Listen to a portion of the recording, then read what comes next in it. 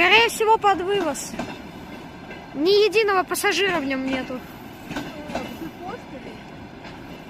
Нет, он с вагонами. Ну, хотя странно, конечно.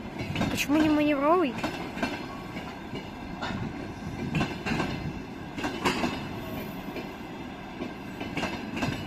Смотри, Бар, оттуда еще один шпарит.